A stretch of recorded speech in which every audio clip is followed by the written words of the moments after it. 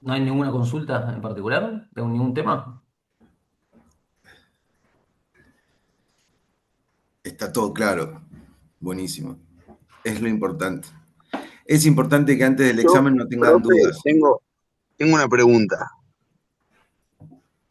Te No sé escuchamos. si se me escucha. Apagué la cámara porque tengo mal internet y las dos cosas no me va. Tranquilo, dale. En el fallo FAI, que queda inconstitucional lo de los jueces, ¿queda para ese caso o para todos los casos? Eso es lo que no entendí. A ver, primero una recomendación, Máximo. Eh, Sí, Acá no pasa nada, estamos en una situación más amigable, pero el lenguaje es clave para poder tanto preguntar como responder. La cosa de los jueces, bueno, no, para, la ley, la ley. quedó inconstitucional. No, se resolvió una inconstitucionalidad respecto a y el punto. Entiendo perfecto igual, pero yo solamente como Sí, sí, recomendación no, para el no. futuro, para el futuro. Te respondo. Vamos a verlo también en la unidad de control de constitucionalidad, pero la regla es que si los fallos en general, no solamente la cuestión de la inconstitucionalidad, los fallos en general tienen efectos interpartes, afectan únicamente a las partes que participan en el proceso, únicamente a las partes que participan en el proceso. Entonces vos me vas a decir, bueno, entonces en Fight, ¿qué queda un precedente, una jurisprudencia general? No, es un precedente, es una jurisprudencia, sí, en el sentido del registro histórico de los fallos que emite la Corte, pero afectó únicamente a Fight. Ah, Luego, los jueces que tenían situaciones similares a la de Fight, de llegar a una edad que la Constitución establecía como límites y demás, podían judicializarlo también, tenían esa opción si querían, si se sentían sí. afectados en su derecho, y tomaban el precedente de Fight y lo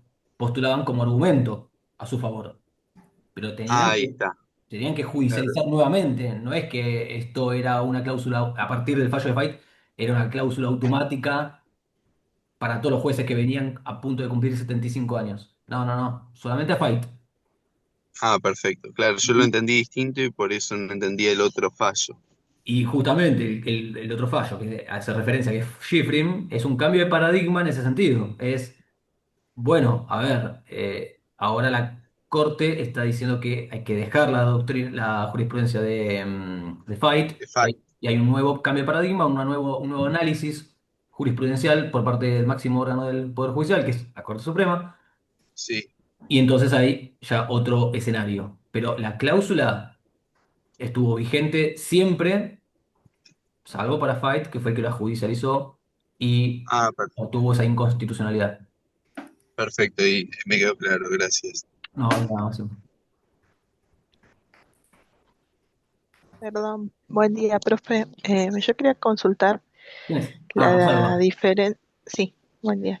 Buen día. Quería consultar si me podría aclarar el tema de cuál es la diferencia que hay entre el poder constituyente y el poder constituido y que está en lo de Vidar Campos y también por qué dice que el poder constituyente originario no necesariamente se da siempre en la fundación de las constituciones.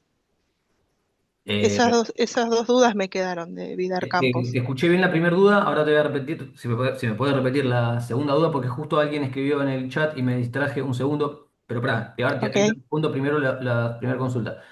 Victoria me pregunta, ¿y por qué Schifrin había fallado? A ver, Si quieren, perdón, Rama, que te eso, interrumpa. eso. A la pregunta de poder constituyente, ¿alguien se anima a responderle a la compañera? A ver Claro. si, porque ya le dijimos varias veces esto, fue una clase, el otro día, la mitad de una clase estuvimos hablando de poder constituyente, para que no lo haga nuevamente por tercera vez, Rama. ¿Alguien se anima a responderle a la compañera? Que ya esto tendría que estar. Lo dice Vidal Campos, es un texto fácil. Les pedimos por favor que lean los textos. Tiene que ser una duda muy específica, pero es el texto más fácil el de Vidal Campos. ¿Alguien le puede responder a la compañera, por favor? Anímense, vamos. Esperá, eran dos preguntas sobre el poder. Una ¿Puedo es sobre el poder responder? constituido. ¿Puedo responder así, conciso, lo que yo entendí? Que el poder, Excelente, sí. el poder constituido es el que es el poder constituido original. Bueno, el poder constituido se divide en original y en derivado. El original, el poder constituido original es el que se Para, eh, para, produce. Sí, para aclararte. Poder constituido es una cosa y poder constituyente es otra y no existe poder constituido original, ¿eh? El poder bueno, constituyente originario es una cosa y poder constituido es otra cosa. bueno, bueno, el poder Constituido, constituido es el que se da desde la fundación, desde el momento fundacional del Estado, Ah, y que en en nuestro gobierno o Estado es la Constitución Nacional. ¿alguien le puede dar una respuesta, Bárbara? Si está bien, si está mal, ¿qué aportarían?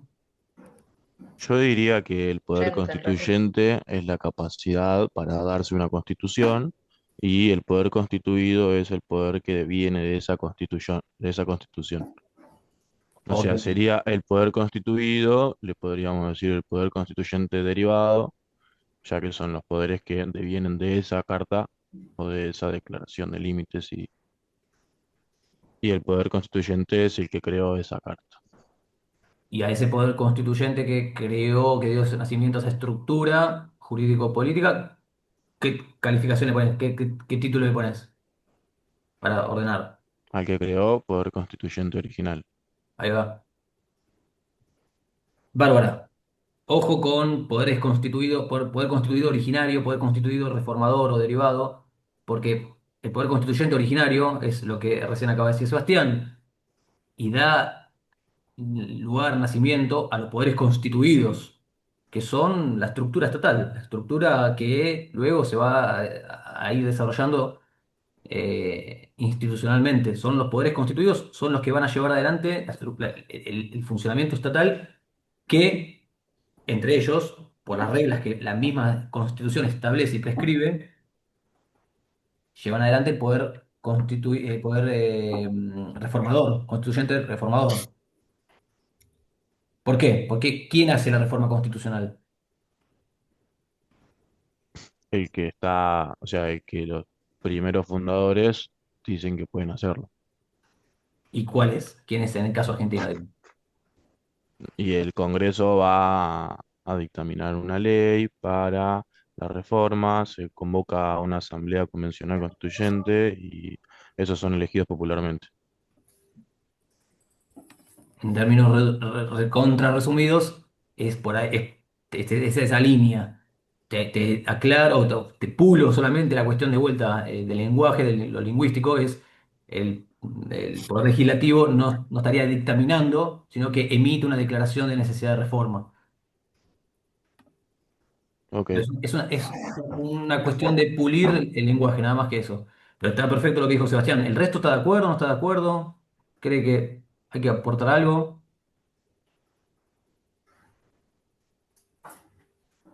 Sí, no.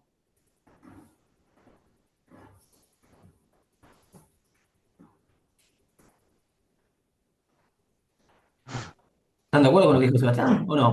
Por acá en la cabeza, por lo menos háganme un gesto de sí, no. ¿Sí? Ahí está, bien. Si no, estoy hablando con la IA, con inteligencia artificial. Bárbara. Agregaría que el poder constituyente originario es ilimitado y el derivado tiene el límite precisamente establecido por el primero. Hay mucho más contenido en lo que estamos decidiendo ahora. Sí, perfecto, Sabrina, ¿eh? Hay mucho más contenido respecto a lo que estábamos diciendo ahora. Pero es parte del texto, es parte del estudio, pero en lo orientativo de lo que estamos hablando ahora es un poco lo que está, lo dicho por Sebastián. Bárbara, ¿te quedó clara la distinción? Porque si vos decís el poder constituido originario, ya estás desfasando la cuestión conceptual ahí. Sí, sí, profe. ¿Sí? ¿Segura? Sí, sí. Bueno. Una Eh, consulta. Sí, Sofía. Eh, no, que no sé quién fue que contestó primero, que dijo poder constituyente originario y derivado, pero ponele, yo tengo anotado lo mismo, porque el subtítulo justamente de Edgar Campos es poder constituyente originario y derivado, como que no hace esa distinción que dijeron ustedes, de constituyente y constituido. Tipo, dice originario y derivado nomás. Ok, sí. Poder constituyente originario, recién lo visto, lo dicho recién. Sí, Poder constituyente derivado, ¿no? sí. Ahora, ¿quién lleva adelante el poder constituyente derivado? Claro, sí, sí, eso lo entendí. O sea, Los los que poderes constitu- habilita el. lo lleva adelante los poderes constituidos. Claro, sí, sí, sí. Entonces, es esa lógica. A ver, si quieren, a ver, para ordenar mentalmente, si quieren, un concepto, poder constituyente originario. Nacimiento, dar lugar a la estructura jurídico-política que se va a dar una sociedad, ¿no? De este concepto. Eso, que en alguna medida está dando nacimiento, son los poderes constituidos. Y los poderes constituidos son los que llevan adelante, y ahí aparece como segunda cuestión, el poder constituyente derivado o reformador. Vos me decís, Sofía, mira, Rama, yo soy muy esquemática, soy muy literal, y el título solamente era poder constituyente originario y derivado. No me puso poderes constituidos. Bueno, pero sepan que el análisis es este en su totalidad. Poder constituyente originario da lugar a esta estructura jurídico-política que comprende a los poderes constituidos, y esos poderes constituidos son los que ejercen el poder constituyente derivado o reformador, porque es el Congreso emitiendo la declaración de necesidad de reforma, poder constituyente, una convención constituyente específica para poder llevar adelante el trabajo reformador. Hay que hacer todo este paneo para entender los conceptos. Eh, Obviamente que en el texto está desarrollado el poder constituyente originario y poder constituyente derivado o reformador, pero sepan que el escenario es todo. Ah, listo, listo. Ahí está, me había mareado. Gracias. ¿Quedó claro, Sofía? ¿Segura? Sí, sí, sí. Un consejo para pasar a una siguiente pregunta, que los vamos a escuchar a ustedes. La idea no es que sea una clase tipo que hable solo Rama. Es importante que ustedes pregunten, pero un consejo para cerrar este punto. En el examen de mañana la pregunta no va a ser qué es el poder constituyente originario. Ya creo que está recontra claro que es el originario.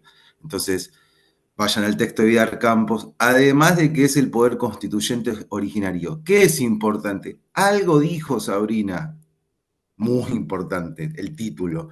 Yo les diría como consejo, bueno, no solo el título, sino profundicen en detalle qué dice Vidal Campos sobre eso que dijo Sabrina, como consejo nomás. Ahora, si quieren, los escuchamos a ver qué otras preguntas. Que ustedes nos hagan preguntas, yo estoy anotando quién hace preguntas y quién no. Porque que hagan preguntas dice mucho, y el que no tiene preguntas también dice mucho. ¿Se entiende lo que estoy diciendo? Perdón, Ari, antes de seguir, sumo una cosa y respondo otra. Primero sumo lo que dijo Ari de lo de Sabrina, que en su momento le dije, ¿hay más contenido? Sí, por eso digo que no sé qué, no es solamente lo esquemático de lo que estamos hablando, sino que vayan a esos puntos. Y después problematicen, a ver, esto que vimos de Vidal Campos, que lo recontra hablamos. Contenidos pétreos. Bueno, ¿está en la Constitución? ¿No está en la Constitución? ¿Cómo lo abordamos? Pero por decirle un ejemplo, no se queden solamente con contenidos pétreos. Hay un montón, se desarrolla un montón de otras cosas que hay que tener presente. Eso es lo que digo. A ver, esperen, Antonella pregunta si hay que relacionar todos los textos. Depende de alguna pregunta, puede llegar a ser que haya que relacionar, pero no tenemos el esquema todavía todo definido, así que no te podré responder de forma totalitaria. Y lo que sí quería responder es lo que dijo Victoria, es por qué. Esperen, vamos de a uno. Victoria me había quedado en el tintero la pregunta de ¿y por qué en Shifting fallan distinto? ¿No? Esa es una pregunta. ¿Por qué en Fight hay una resolución y en Shifting hay otra resolución? bueno, sepan que como órgano político, la Corte Suprema, y ahí teniendo en cuenta un montón de variantes que hay que analizar, la Corte va cambiando de posturas a lo largo del tiempo. ¿Por qué? Bueno, por el contexto social, porque la integración es otra, son otros integrantes. La Corte de Fight era una, en un momento determinado político y socialmente hablando, y en el caso de Schifrin, casi 20 años después prácticamente, eran otros integrantes, era otro contexto. Y bueno, argumentativamente y jurídicamente se estructuró el fallo para decir lo que se resolvió en un momento, ya ahora para esta corte no es así. Y cambiamos el paradigma. Ustedes me dirán, ¿hay alguna cuestión de obligación para la corte de mantener una postura a lo largo del tiempo? Bueno, tratan de, o se trata de que haya una cuestión de seguridad jurídica a lo largo del tiempo en los fallos, que sean más o menos coherentes. Pero después la política, lo jurídico y demás va mutando, va a tener un dinamismo que de repente los paradigmas van cambiando. Y bueno, los fallos judiciales también van fallando, van cambiando. Entonces, no es una cuestión normativa el cambio de paradigma, es una cuestión política y sociológica, les diría, de por qué en la Corte en una fecha dijo una cosa, Fight, y casi 20 años después dice otra cosa en Schifrin. Otro plantel, otros integrantes, otro contexto político, otro contexto social y otra perspectiva del ejercicio de la Corte para con la Convención Constituyente, que fue la que reformó la Constitución en el 94. Pero ese es el cambio de paradigma, no hay una explicación normativa. No vamos a encontrar la respuesta en el derecho, en ese sentido.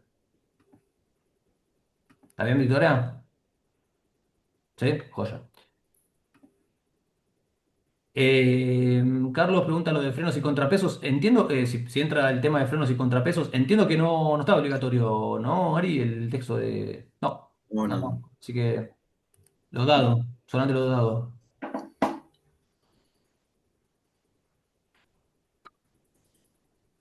Bueno, ¿qué otra Profe, pregunta? yo tengo una Sí. pregunta. A Porque ver. viste que en clase, si no recuerdo mal, habíamos dicho que no sé, Ah, no, este es el Sebastián, ahora ya le reconozco la voz, porque no tiene Ese. la cámara, ya sé quién es el que habla. perdón, perdón, Ahí sí, no está, tengo, no el hincha tengo de cámara. Boca. Desde el primer encuentro virtual aclaró que no podía, pero ya sabemos que está ahí. Sí, sí. Ya le reconocí. Eh, l- Respecto de los contenidos pétreos, que si no mal recuerdo en clase habíamos dicho que, o sea, como que no eran contenidos pétreos, pero sino que eran mucho más difíciles de reformar.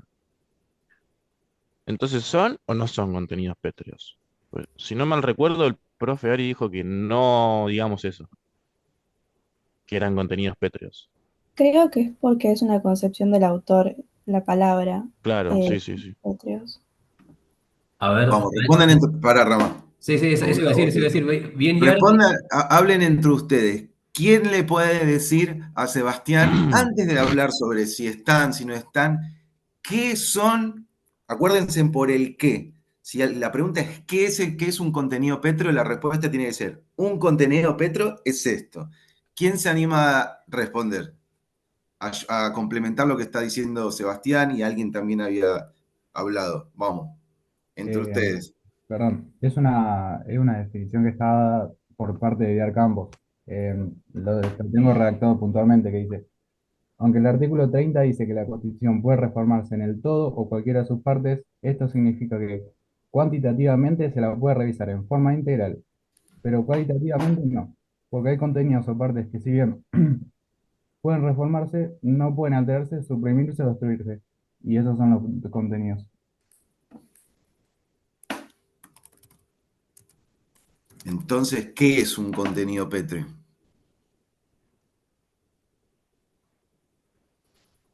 Si a vos te convence y te quedó, entendiste todo lo que dice ahí del campo, perfecto. Si yo te pregunto con tus palabras, che, ¿qué es un contenido pétreo? ¿Qué es? ¿Cuál es la respuesta?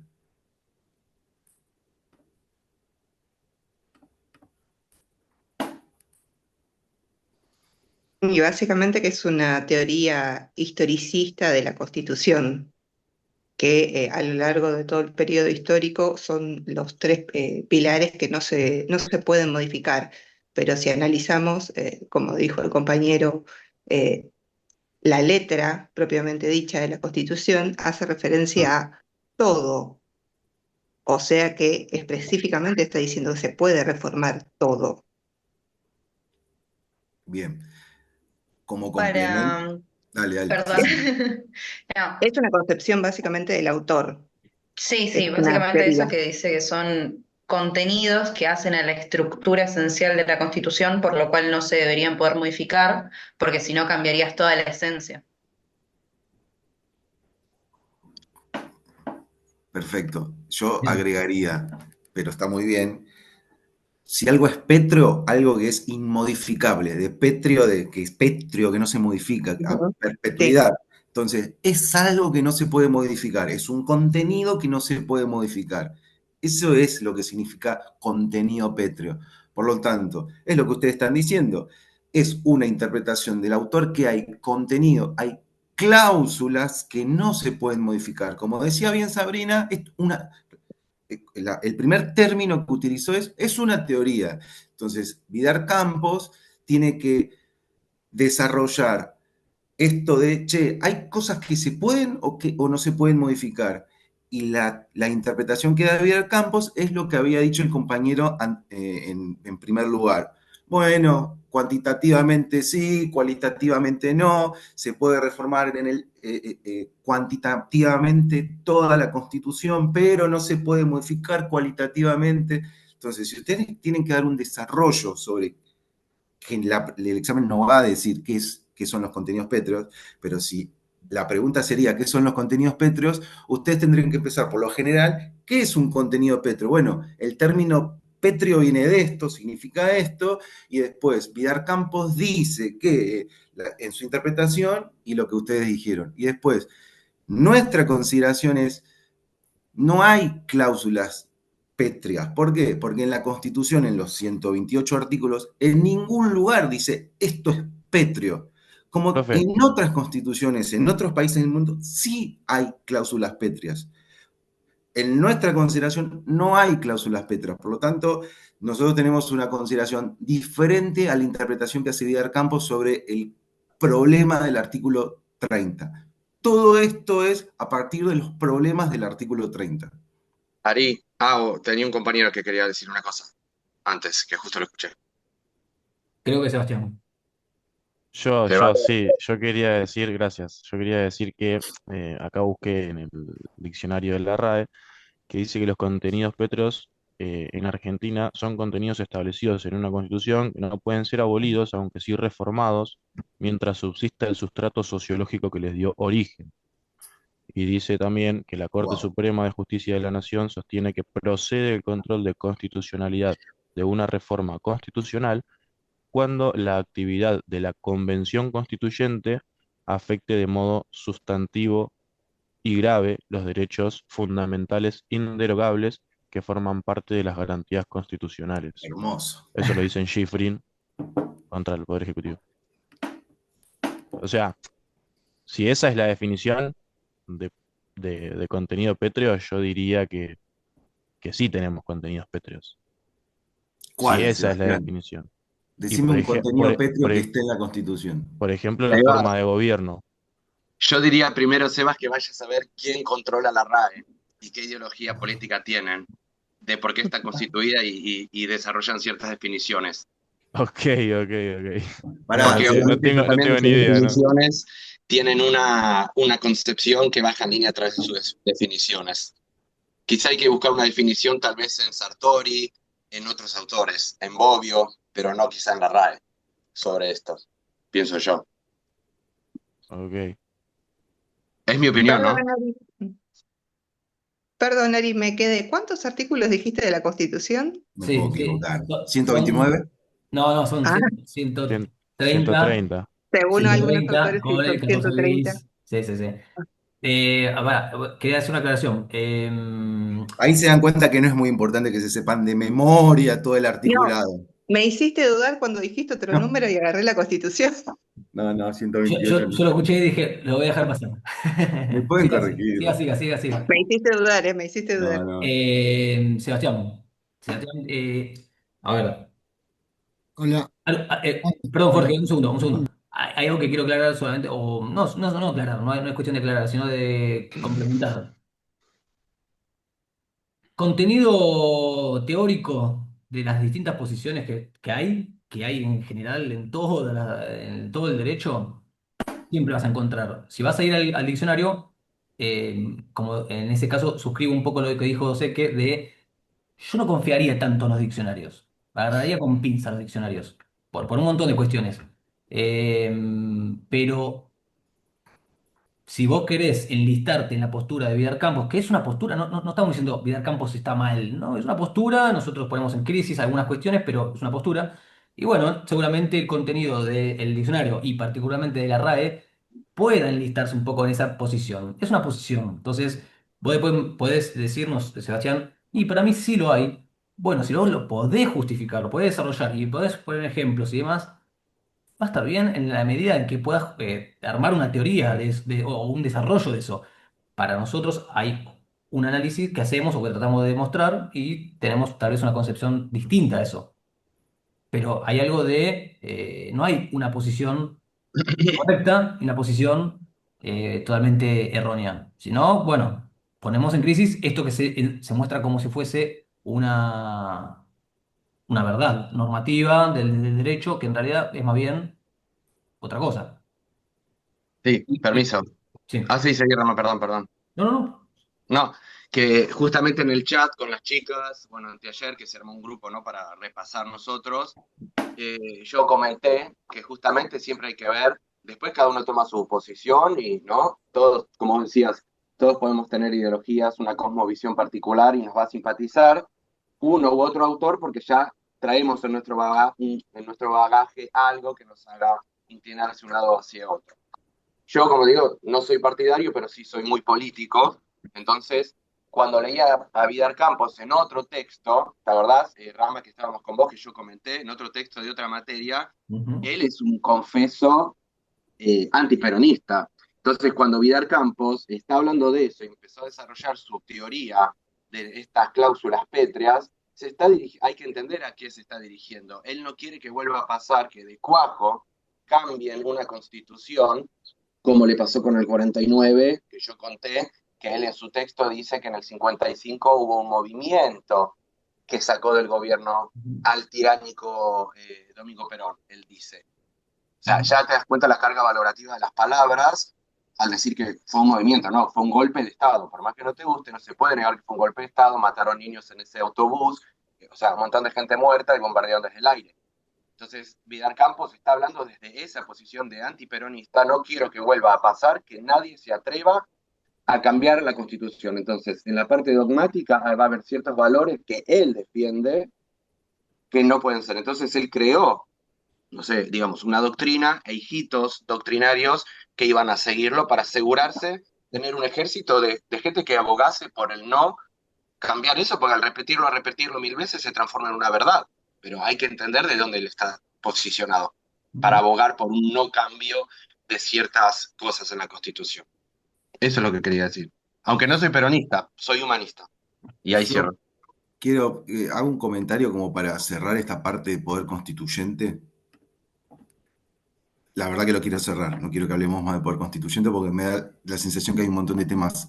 Pero vayan a la página 115, no ahora, cuando repasen. La página 115, porque es, es para que quede claro cuál es la polémica, cuál es la discusión. Ya está. Recién preguntaron, ¿y por qué cambió la jurisprudencia en Schifrin? No queremos que nos digan el por qué, porque es polémico. Unos van a decir A y otros van a decir Z. Entonces no queremos que se mareen. Simplemente en Fight, la Corte pasó esto y la Corte dijo esto, en Schifrin pasó esto y la Corte dijo eso. Eso es lo que queremos. Ya está. No, el por qué cambió la jurisprudencia. Eso no queremos, sino simplemente que ustedes tengan claro cuál fue la cuestión. Entonces, a nosotros sobre los contenidos Petros nos interesa que quede claro cuál es la cuestión y por qué es polémico. Ya está. Solo con eso. Entonces, página 115 de Vidal Campos. Dice Vidal Campos.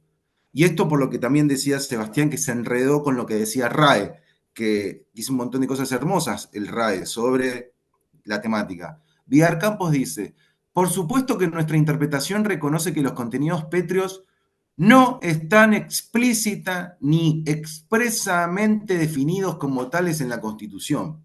Punto. Cuando yo digo que no hay cláusulas pétreas, me estoy sosteniendo en lo que el propio Vidal Campos dice sobre las cláusulas pétreas, que es el propio Vidal Campos que sostiene y defiende la teoría de las cláusulas pétreas. La teoría de las cláusulas pétreas. Por lo tanto, ustedes sepan qué son las cláusulas pétreas, sepan qué es una teoría y sepan lo que dice Vidal Campos sobre eso. Listo. Fin, se acabó. Agrego una cosita, Ari. Es cierto que no nos metemos nosotros en el por qué, en el análisis sociojurídico de por qué una corte dijo una cosa en Fight y otra dijo otra cosa en Schifrin. Sí me parece importante que, como Victoria preguntó, quede aclarada la cuestión de que la corte cambió posturas respecto a distintos temas a lo largo de toda su actividad, a lo largo de todo el tiempo de que está vigente en un tema, en un mismo tema, en un año dijo una cosa y a los años dijo capaz otra cosa. Eso corresponde a una sociología jurídica del funcionamiento de la Corte. Tiene que ver con lo que dije, algo de la composición, de los tiempos, del contexto. No nos metemos en eso, pero sepan que hay algo de eso, porque a lo mejor ustedes estudian lo que dijo Ari, Fight, Schifrin, y dicen, che, pero acá hay algo que no me cierra. Bueno, está bien que les quede esa pregunta, nosotros no damos una respuesta porque no Porque no nos la metemos. sabemos, porque hay que investigarlo, hay que hacer un estudio en profundidad para saber Exacto. por qué cambió la jurisprudencia, que ni la Exacto. tenemos nosotros, ni la queremos, Bueno, a mí me no gustaría podemos hacer la confiar. investigación, ¿eh? A mí me gustaría hacer la investigación, pero es un análisis sociojurídico que conlleva muchísimas variantes y muchísimo estudio. Queda ahí como la pregunta, el tema. Está el estudio ese por hacerse, pero no nos metemos nosotros. No le pregunten más a Rama, Poder Constituyente, por favor. Hay otros temas que son muy importantes, guarda. Más temas, a ver. Puede ser lo que habíamos dicho el otro día de bajo las condiciones de su vigencia. Ese Eh, es un tema muy importante. Supremacía constitucional. Pero era bajo las preguntas que había dicho Ari. Era bajo las condiciones de su vigencia y cuál más que había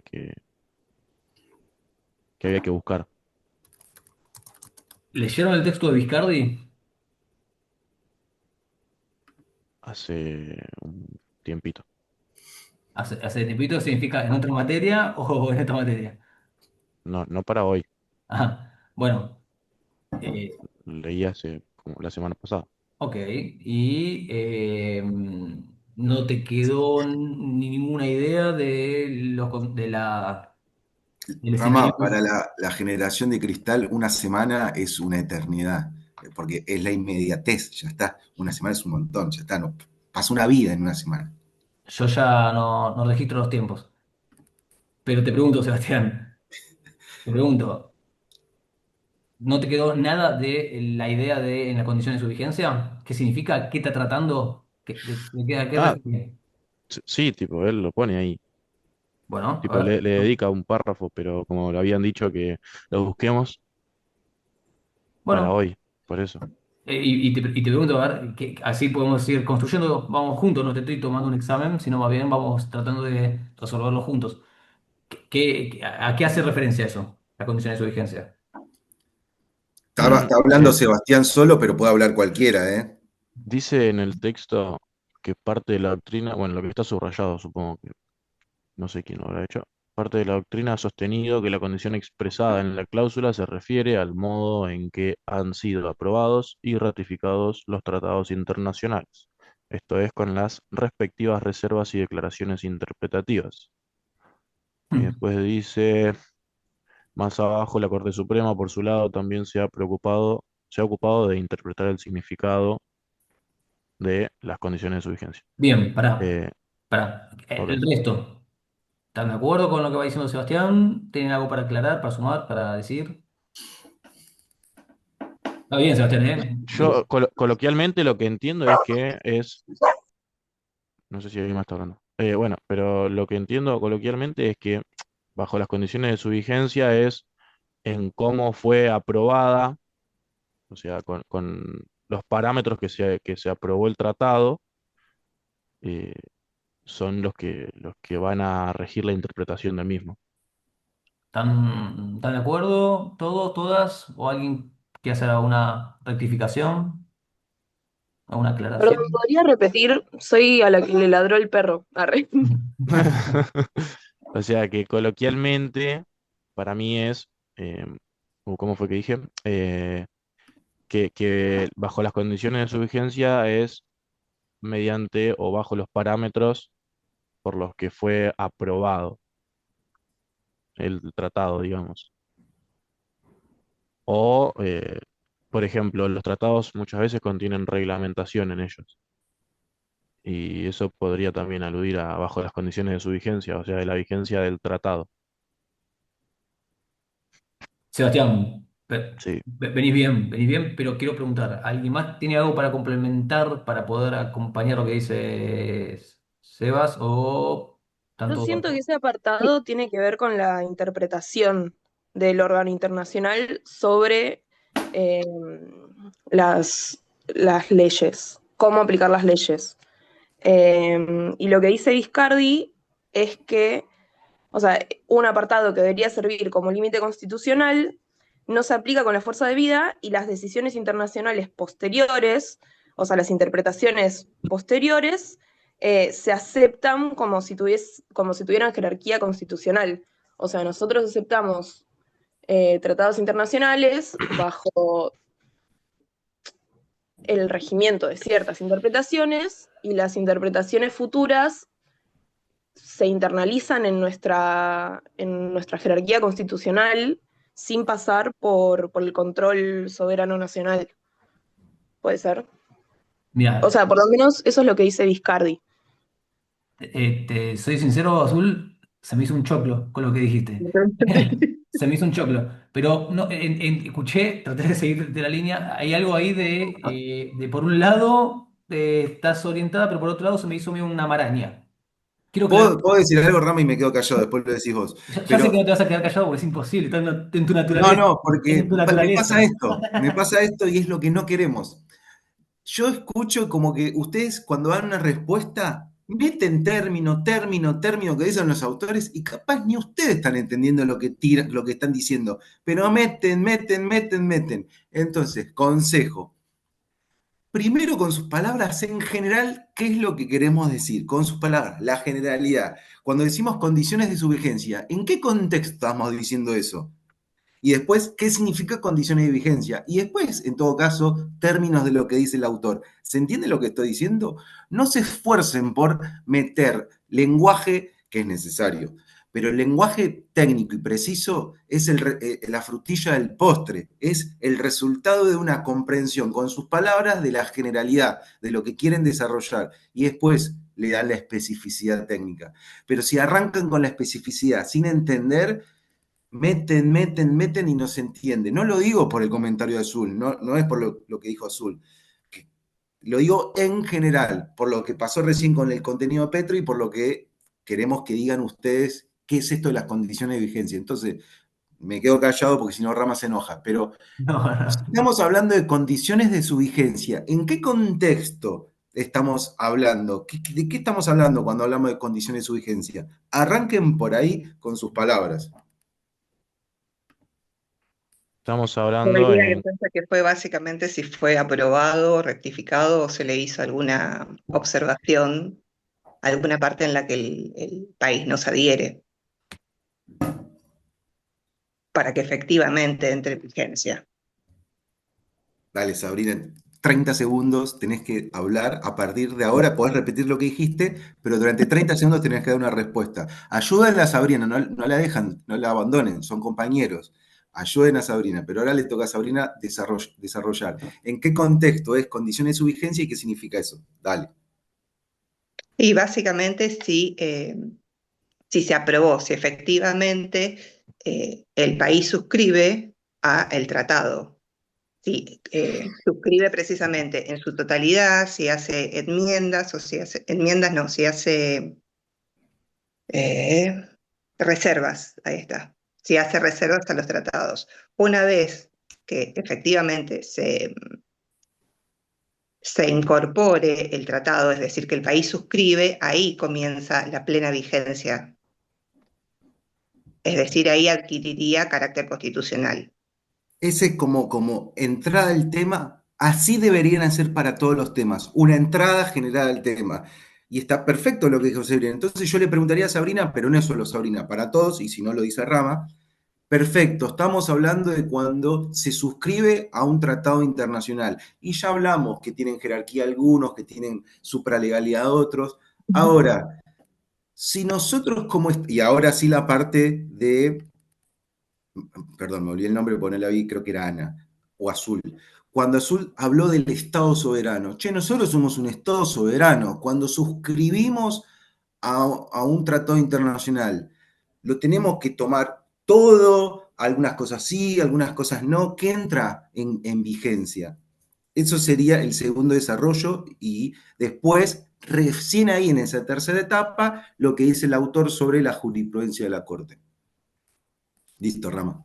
No hablo más. No, no, Ahora sí. perfecto, Ori, no. Me parece perfecto la aclaratoria de, a ver, ¿cuál es el punto de partida? ¿Cuál es el contexto inicial de todo esto? ¿Qué estamos en el 75, inciso 22? Y hace toda la primer parte, el primer párrafo, y luego viene todo el detalle de todos los instrumentos internacionales con jerarquía constitucional. Y termina diciendo esto de en las condiciones de su vigencia. ¿A qué hace referencia? Sabrina, estuviste buenísimo lo que dijiste vos, Sebastián, vos también. Azul lo mismo, lo que yo aclararía por una cuestión de organizar un poco estas situaciones. Viscardi, por un lado, hace un primer desarrollo de la doctrina, no de la jurisprudencia convencional, ¿eh? No de lo que va diciendo la Corte Interamericana de Derechos Humanos, que ahora vamos a ver. Es una primera aporte doctrinario, que dice lo que dijo Sebastián, de, che, esto tendría que ver con las declaraciones interpretativas, las reservas que haya hecho un Estado, el Estado argentino en este caso, para con los instrumentos internacionales que fue firmando y que fue incorporando. A ver, yo suscribo a esta convención, a esta declaración o a este tratado, yo suscribo, pero en el artículo X hago una declaración interpretativa. Para el Estado argentino va a significar otra cosa. Bueno, hace toda una cuestión de análisis respecto a ese instrumento y cuando lo incorpora ya tiene hecho reservas y declaraciones interpretativas. Esta parte de la doctrina, Viscardi dice, bueno, las condiciones de su vigencia tienen que ver con esto, con las declaraciones interpretativas, con las reservas efectuadas en el momento de la incorporación de ese instrumento a nuestro sistema normativo. Hace esa primera cuestión de análisis doctrinario. Y después se vuelca en, a ver, hay otra forma también de interpretar este lema en las condiciones de su vigencia. ¿Y cuál es? Lo jurisprudencial. Lo jurisprudencial, que eso es lo que más desarrolla. Y es lo que va diciendo la Corte Suprema como órgano máximo del Estado argentino en el órgano judicial respecto a este término, las condiciones de su vigencia, y ahí toma lo que la Corte Interamericana va diciendo. ¿Por qué? Porque, a ver, no quiero mezclar derechos humanos, internacional público, pero sepan que los instrumentos internacionales que tenemos nosotros en el 75 y inciso 22 son muchos instrumentos distintos. Hay uno en particular, que es el Pacto de San José de Costa Rica, que es la Convención Americana de Derechos Humanos, que da lugar a un órgano jurisdiccional que es la Corte Interamericana de Derechos Humanos. En los casos que tuvo la Corte, que a lo largo de su desarrollo, Viscardi lo va desarrollando esto, y va diciendo, bueno, a ver, las condiciones de su vigencia, la Corte Argentina, la Corte Suprema Argentina, va a ir entendiéndolo a cómo rige y cómo se aplica ese instrumento, el instrumento que sea. Tomemos, por ejemplo, porque es el que más Viscardi desarrolla, el Pacto de San José de Costa Rica, la Convención Americana de Derechos Humanos, cómo rige en el ámbito internacional ¿Y qué es lo que dicen los órganos de interpretación y de aplicación de ese instrumento? ¿Y cuál es el órgano de interpretación y de aplicación de ese instrumento en el ámbito internacional? La Corte Interamericana. La La Corte Corte Interamericana. Interamericana de Derechos Humanos. La Corte Interamericana de Derechos Humanos. Entonces va diciendo, che, prestemos, prestemos especial atención a la jurisprudencia convencional, a la jurisprudencia de la Corte Interamericana, porque en las condiciones de su vigencia van a ser cómo lo interpreta y cómo lo ejecuta, ¿quién? El órgano de interpretación y de aplicación, la Corte Interamericana. ¿Y eso cómo lo va diciendo? ¿En qué fallos lo va diciendo eso la Corte Argentina, que Vizcardi lo va desarrollando? Dice Arancibia Clavel y Barrios Altos. Barrios Altos. Primero, ¿es el primero que habla Arancibia Clavel o hay unos años Giroldi. Giroldi. Giroldi, bien Ezequiel, pra. Ahí te agarro, ahí vamos articulando Sebastián, Ezequiel, Sabrina, pero para que acá Victoria escribió algo que quiero aclarar, porque Victoria puso Sofovich. Ojo, ojo. Sofovich es, el Meján con Sofovich es Mejián. dos años antes de la reforma de la Constitución, 2 años antes de la reforma de la Constitución, o sea que el artículo que estamos ahora analizando y el concepto que estamos analizando no No estaba entra. ni siquiera. Mejía con Sofovich, Victoria, tiene que ver con la posición del Estado argentino respecto a si mantiene una posición dualista o monista en el ámbito internacional. Va por otro lado, es otra cosa. Acá estamos ya post 94, post reforma del 94. Ya está el artículo, ya está el artículo 75, inciso 22. Y estamos justo en ese punto, en las condiciones de su vigencia. ¿Se entiende de dónde estamos parados, Victoria? Sí, joya. ¿El resto? ¿Vamos bien? Sí. Ezequiel, ¿qué dice Giroldi? Giroldi dice el primer fallo, creo que es del 95, así que miren los años, o sea, Es del ya está el 95. artículo 75, inciso 22, y viene Giroldi, y la Corte ya viene a decirnos qué cosa, Ezequiel. Eh, O quien sea, hablen, te hablen. lo cito según el texto. Que La la Corte Federal jurisprudencia. señaló que la jerarquía otorgada en la reforma del 94 a la Convención Interamericana, perdón, en las condiciones de su vigencia importaba que la misma rige en nuestro país del mismo modo que lo hace en el ámbito internacional. ¿Y qué dice después? A ver, ¿cómo sigue eso? Considerando particularmente su efectiva aplicación jurisprudencial por los tribunales internacionales competentes para su interpretación y aplicación. Lo Y que dice Giroldi es que la jurisprudencia tiene que servir como guía. ¿Quién Y dijo eso es eso? lo que bien cambia. azul, bien azul, bien Ezequiel, perfecto Bien, Ezequiel, sí. bien Sabrina y perfecto azul, perfecto. Tomen nota del término. Perdón, Ramas, yo ya dije que me quede callado, pero no Y me quedo callado. yo ya sabía, yo soy No, un ya me te conocen. leo, Mari, yo ya Tomen sé nota de lo cosas. que dijo Azul. Hay palabras clave que sintetizan y son muy importantes. Recién Azul tiró las palabras claves en Girotti. Giroldi, En Giroldi. Giroldi. Girotti Listo, es el Ramas. texto. Lo de guía, que funciona como una guía. Exactamente. A ver, Puse estamos. mute, Rama, mirá. No, vení, quédate acá. Quiero ir de pasito a pasito acá. Vean cómo Viscardi, respecto a las condiciones de su vigencia, dijo lo doctrinal respecto a lo que veníamos hablando de las reservas y de las declaraciones interpretativas. Y ahora estamos en lo jurisprudencial de la Corte Suprema nuestra, Argentina. Primer caso que toma y habla respecto a esto, respecto a las condiciones de su vigencia, Giroldi. Y es lo que dijo Ezequiel, Sabrina y Azul. Tenemos que ver cómo rige en el ámbito internacional, cómo lo aplica el órgano de interpretación y de ejecución, que sería la Corte Interamericana. O sea, hay que ver, hay que tener presente los fallos que va sacando la Corte Interamericana para entender cómo es que rige en el ámbito internacional.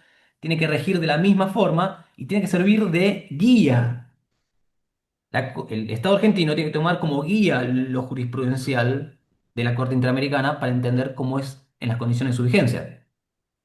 ¿De qué? De esos instrumentos, de los instrumentos con jerarquía constitucional. Giroldi entonces marca la pauta de que sean una guía. Eso después se cambia en el fallo de Arancibia. Pará, sí, va. Ahí te pregunto algo, Alejo. ¿Cambia en qué sentido?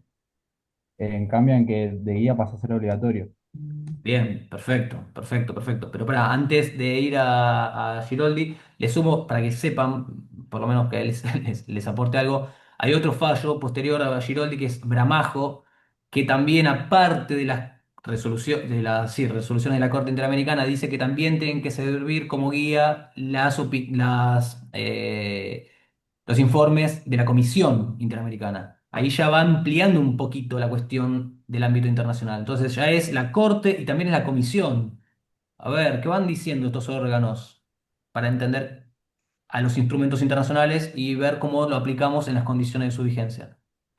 Y después viene Arancibia Clavel como caminito jurisprudencial de la Corte. Siempre estamos en la Corte Argentina, hablando respecto a qué entendemos como las condiciones de su vigencia.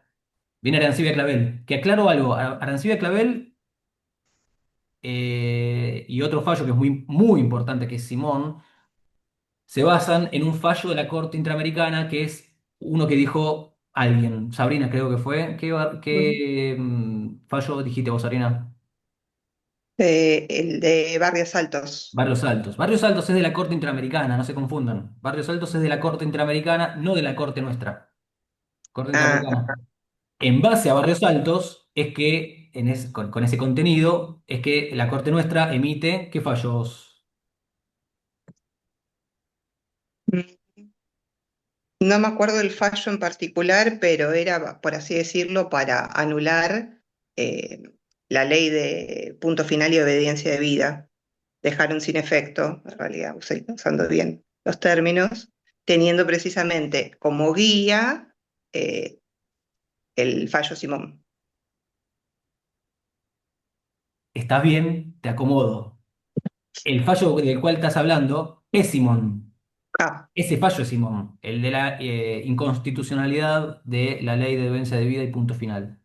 Que es un y fallo. al que tomaron, perdón, y ¿Perdón? entonces al que tomaron como referencia es, ¿Vos lo dijiste? sí, es Barrios Altos. Ah, ok, listo, Claro.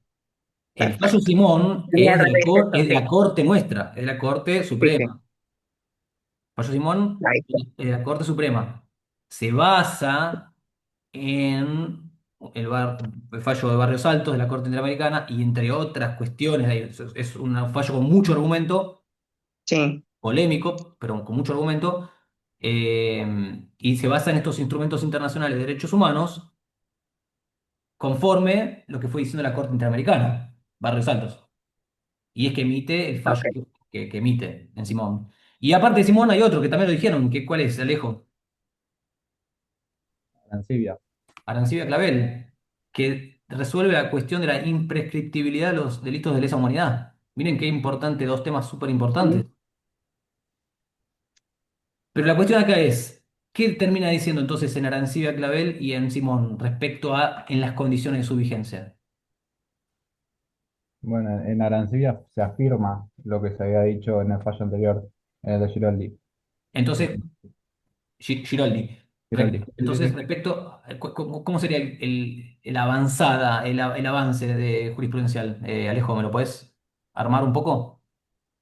Bueno, en el fallo ese la Corte afirma que los propios tratados se aplicados en Argentina como funcionan en el ordenamiento internacional. Esta postura lleva a cabo lo que dije anteriormente, de que se va a rectificar en el sentido de que no vas a pasar a ser como guía, sino que va a ser obligatorio para las próximas sentencias, los próximos fallos. Miren perfecto, Alejo, miren qué cambio de paradigma de que pasamos de Giroldi, en donde se decía que era una pauta que servía de guía, la jurisprudencia de la Corte Interamericana.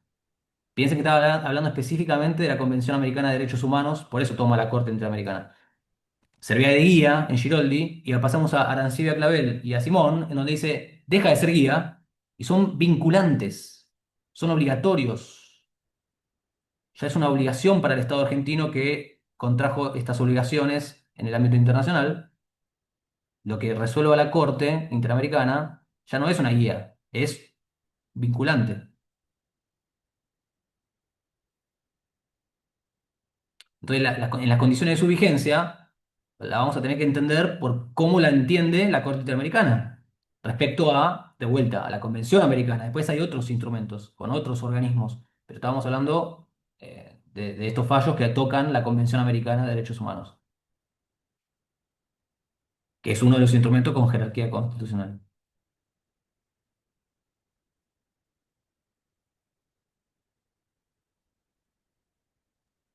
Estamos, Sí, estamos, sí, porque ahora sí.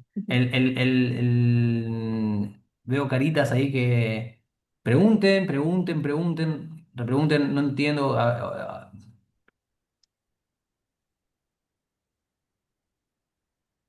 ¿Qué? Vos salí a hablar. No tenés voz No, salí. como Se me tapa la muteé, cara. pregunto, ¿puedo hacer una pregunta? Avanti. No es una pregunta. En este momento esperamos que puedan problematizar lo que voy a decir a continuación. Ustedes podrían estar en condiciones de percibir que la misma tensión en cuanto a de interpretación, en cuanto de contenido, en cuanto a cuál es el problema que se está dando entre Fight y Schifrin, que las tensiones, bueno, ¿dónde reside la soberanía? Entendiendo por soberanía, bueno, ¿cuál es la decisión final? Recuerden que soberanía era esa facultad que no tiene aquella facultad o aquella autoridad última, donde no tiene una autoridad superior. Entonces, ¿dónde reside la soberanía? ¿En la Convención Constituyente? ¿Residen los poderes constituidos? Esa era la tensión que no tiene respuesta, de la misma manera que no tiene respuesta la tensión entre democracia y constitución. Acá también hay una tensión que no buscamos que haya una respuesta, porque consideramos que no la hay. ¿Dónde está la tensión? Bueno, ¿dónde reside la soberanía?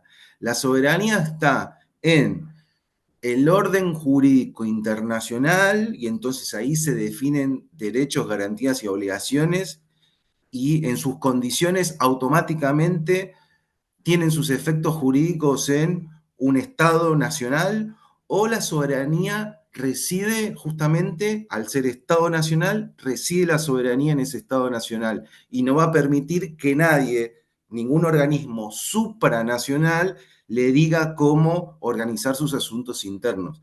Perciben que acá hay un problema o hay una tensión en las mismas tensiones de los temas anteriores. ¿Se ve que ahí hay un problema? Si lo ven, están alineados también. Si no lo ven, es un problema, valga la redundancia.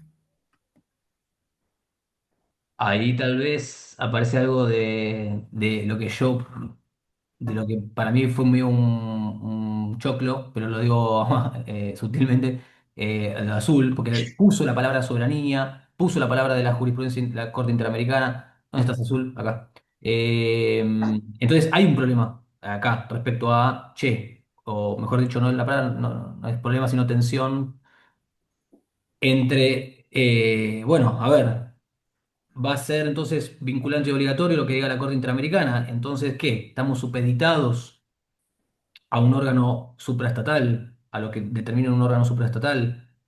¿Dónde entonces queda el ejercicio de, por lo menos en las funciones judiciales, como Estado soberano? ¿En el máximo órgano del Estado argentino, la Corte Suprema? ¿O en un órgano internacional o regional, como la Corte Interamericana? ¿Y eso cómo lo vemos? ¿Cómo, cómo se ve este conflicto, esta tensión? Y ahí Viscardi pone dos ejemplos, pone más ejemplos, pero yo tomo dos como para ser más claro, que son los de Fallos Espósito y Fontevecchia. Ah, justo, Epa, ¿qué pasó ahí? Ah, justo te iba a decir el depósito. A ver, te escucho, dale. No, no, sí, sí, sí, sí. No, no, no, dale, quiero saber, Después me enlazo, después me enlazo. O sea, quiero saber chicos, qué te chicos, quedó de Espósito. ¿Qué sabemos de Espósito?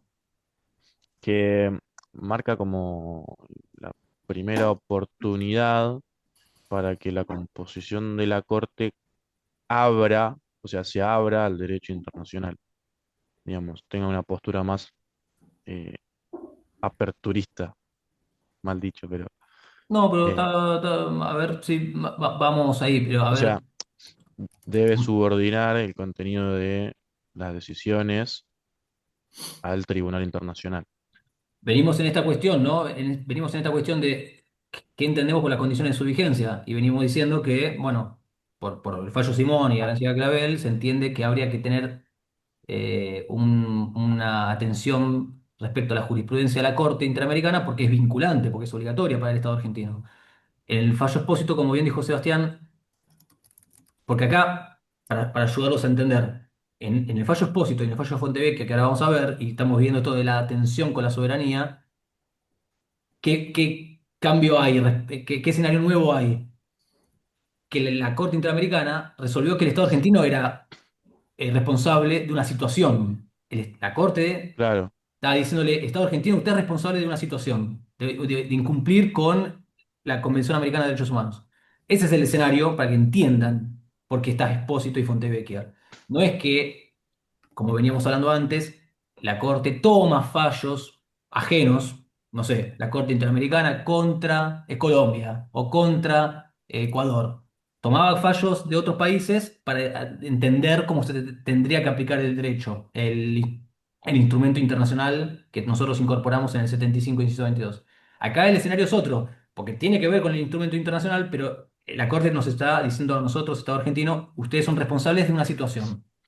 En Expósito, para que sepan dos palabras, es el caso de Walter Bulacio, de el chico que fue detenido arbitrariamente por la policía y lo mataron. Entonces, una fuerza de seguridad del Estado argentino que cometió un homicidio contra un menor de edad. Ese es rústicamente el escenario.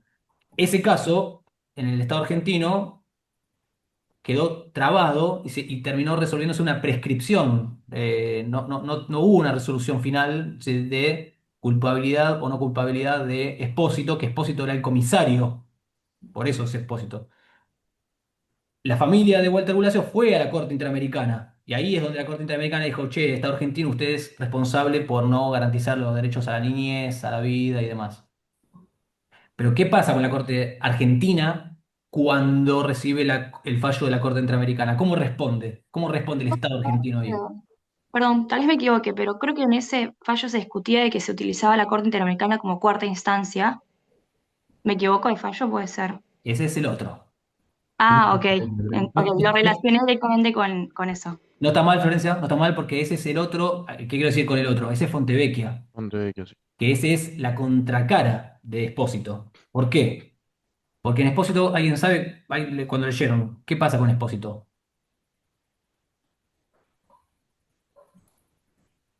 No me acuerdo, la verdad, profe. ¿Es el que prescribe? No me equivoco. Sí, sí, el sistema judicial argentino había resuelto la prescripción de la acción penal. Ya había terminado el proceso. Se prescribió. Prescribió, listo. Pero la familia de Bulacio fue a la Corte Interamericana y la Corte Interamericana dijo, che, acá hay responsabilidad internacional. Lo que pasó en Expósito, tomen esto como una misma moneda y cara y contra cara. En Expósito, la Corte Suprema lo tomó en la misma línea que venimos diciendo de cómo se tiene que tomar los instrumentos internacionales en las condiciones de su vigencia. Lo que dijo la Corte es vinculante, es obligatorio. Entonces la Corte, cuando recibe el fallo de la Corte Interamericana, aclara que no está de acuerdo, pero hace caso y reabre la causa y se termina el proceso penal. Se termina juzgando a Expósito. No está de acuerdo, ¿por qué? Porque dijo, che, acá ya hubo una prescripción, hubo una cosa juzgada. Ya el Estado argentino ya respondió procesalmente a esto y se están afectando garantías de derecho de defensa, debido proceso.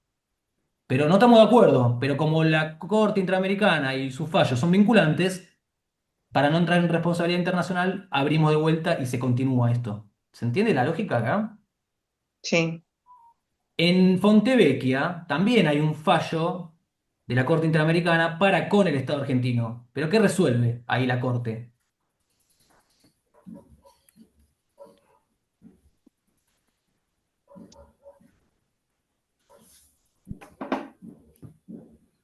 Ahí, Florencia, vos algo.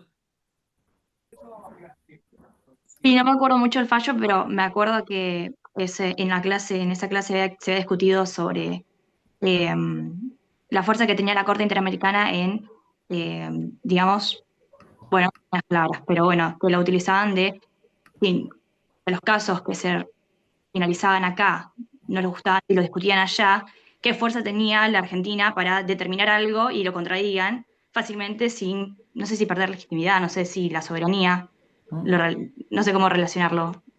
Bueno, La, estás orientadísima igual. Tienen que tal vez sea conveniente que lean más o menos después de quiénes eran Fontevecchia, cuál era el caso en sí, hablando en la historia, quién era, qué había hecho Fontevecchia contra Menem y por qué el caso este fue a la Corte Interamericana. Pero la cuestión es que en Expósito, la Corte Interamericana dijo una cosa y la Corte Suprema lo tomó y fue vinculante y reaccionó acorde. En Fontevecchia la Corte Interamericana le dijo al Estado argentino, usted es responsable, pero la reacción fue distinta. ¿Por qué fue Porque, distinta? Entre los distintos puntos que resolvió la Corte Interamericana, le dijo, déjese sin efecto lo resuelto por la Corte Suprema. y eso implica que se dejara sin efecto un artículo de la Constitución, ¿Cuál? el de la libertad de expresión. O era el otro, era el contrario. A ver, no, está bien. Sí y no. El artículo de la libertad de expresión era por el cual Fontevecchia fue a Claro, la Corte claro. Interamericana. Fontevecchia, que era un periodista, dijo, che, a mí se me afectó el Sí, derecho a la libertad de era, expresión. Fue era a la Corte el... Interamericana y la Corte Interamericana dijo, sí, efectivamente se vio afectado el derecho a libertad de expresión. Pero el problema no está ahí, Sebastián, no te quedes con eso. El problema está en cómo responde el Estado argentino. ¿Qué responde la Corte Suprema? La Corte Suprema no hace lugar a lo que dice la Corte Interamericana. No hace lugar. Y hace todo un desarrollo, después estudienlo, hace un desarrollo. Ahí, perdón, ahí no es cuando dice que como que están, si toman lo que les dice la Corte Interamericana, es como que están desobedeciendo los artículos 27 y 109, ¿o no? O eso es lo Exactamente. que yo entendí. 108 y 27. Excelente, Sofía. Ah, Excelente. como que la Corte tenían que tomarla como si tuviese carácter subsidiario y no como Exacto. si fuese una cuarta instancia, que es lo que Exacto. decía, no me acuerdo quién decía eso. Perfecto, ¿Quién lo Sofía. dijo de acá? Perfecto, Sofía. Ese es el argumento que toma la Corte Suprema Argentina, para responder a la Corte Interamericana, oigan, ustedes no son una cuarta instancia. El máximo órgano, la soberanía del Estado argentino y nosotros como cabeza, jefatura de un órgano del Estado argentino, un poder judicial, no tenemos una revisión, no hay una calidad de revisión respecto a lo que nosotros resolvemos. Ustedes no son una cuarta instancia, no son una cámara de la Corte Suprema Argentina. Por lo tanto, lo que nos están diciendo de dejar sin efecto una resolución ya hecha por esta Corte es inaplicable. Y ahí miren los posicionamientos, cómo responde el Estado argentino en un caso y cómo responde el Estado argentino en otro caso. Ahí hay una tensión de lo que decía Ari. Che, la soberanía, ¿dónde está recayendo acá? ¿Dónde podemos ubicarnos? Ari, perdón. ¿Ibas a decir algo? ¿A mí? Sí, sí, te vi que ibas a... No, no. Ah, está. No, me tenés callado. No, tranquilo. Eh, Van viendo y después tienen que ver qué dice el artículo 27 para entender por qué se escuda entre el 27 y el 108 la Corte en su posición para decir esto no se puede. Y ahí hay una tensión en, bueno, entonces, lo que dice la Corte Interamericana, ¿es vinculante o no es vinculante? ¿Cómo entendemos entonces esto? Y bueno, es una tensión acorde a no hay una resolución matemática en esto. Es un análisis de por qué en un caso el Estado argentino responde de una forma y por qué responde de otra forma en otro momento. Lo que tiene que quedar es que en Viscardi, el texto de Viscardi, nos plantea, ok, las condiciones de su vigencia se fue entendiendo de esta forma, de esta forma. Y ahí está todo el caminito. Giroldi, Bramajo, Arancibia Clavel, Simón. Y después, respecto a casos en donde Argentina fue responsable, vemos respuestas como Expósito o Fontevecchia. Todo en base a un instrumento que tenemos incorporado en nuestro sistema normativo con jerarquía constitucional, que es la Convención Americana de Derechos Humanos. El problema es que si el mismo órgano que controla eh, el instrumento de derecho internacional al cual el Estado suscribe, te Sí. está diciendo cómo lo interpreta, y vos previamente le diste jerarquía constitucional, o sea, la soberanía creo que reside al momento de suscribir. O sea, si no, no suscribas. Eh, y posterior a ello, cuando la Corte o el organismo de control te da una pauta interpretativa, no podés decir, bueno, no, nada que ver, porque eso genera una responsabilidad hacia el Estado.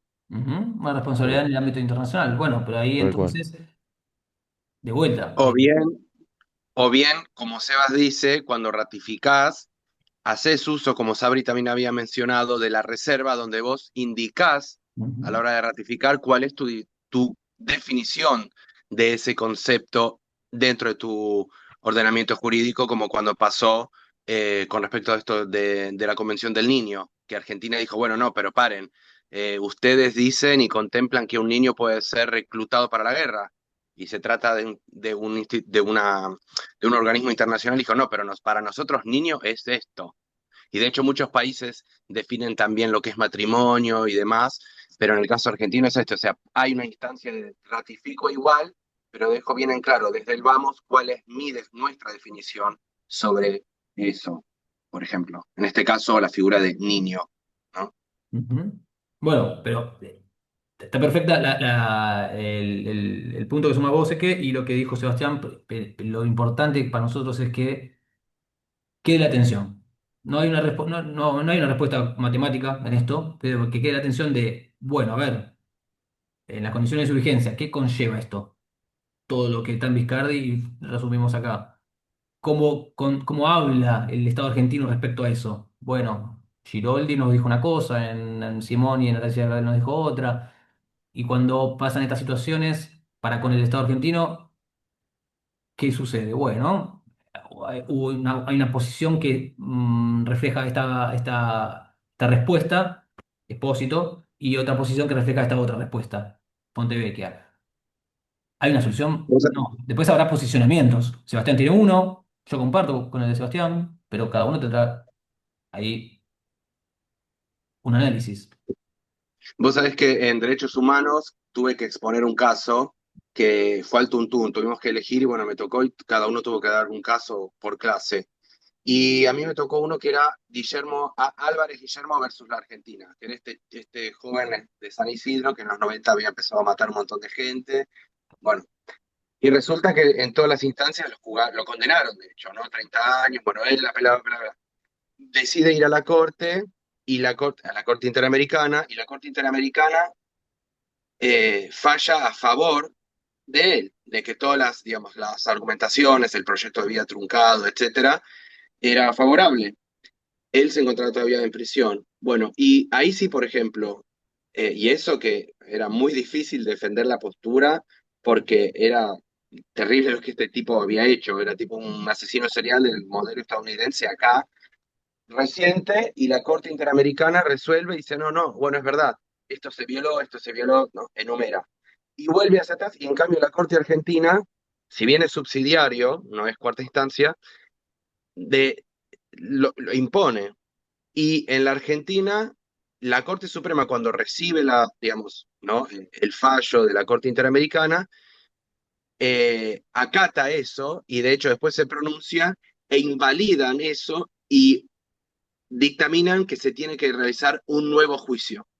Porque todo lo anterior de primera instancia, segunda e incluso su respuesta como Corte Suprema reconocen que estaban mal y dicen, bueno, acatamos, se invalida esto y se procederá a realizar un nuevo juicio de cero a esta persona.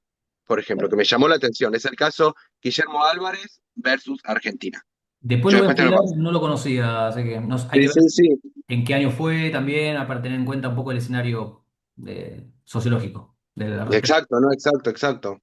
Sí, sí, después te paso porque hice como tuve que prepararlo para ese para ese examen. Después te lo paso. Dale, dale, gracias. Eh, pe- ¿Quedó un poquito aclarado el escenario respecto a esto? Porque tiene que ver con el tema de la supremacía constitucional, obviamente, y tiene que ver con la problemática de qué significa, qué entendemos por las condiciones de su vigencia y la práctica de eso.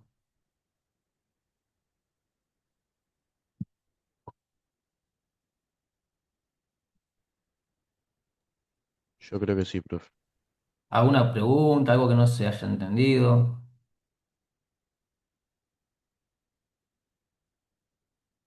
Ari, ¿algo? Estás habilitado, tranqui. ¿Qué? No, perdón, fui a cargar mate. ¿Algo que quieras agregar, aclarar de la cuestión de las condiciones de su vigencia? No sé si... No, estamos bien. Si no hay duda, estamos muy bien. Bueno, si no hay duda, estamos mal. Pero Claro, bueno. yo diría eso, sí. Nada queda haciendo ruido. Otros temas.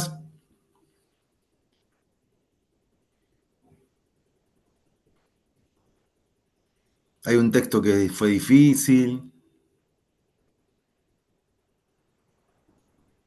A mí me gustaría repasar por arriba el caso de Estados Unidos, el constitucionalismo moderno y el caso de Francia, por arriba.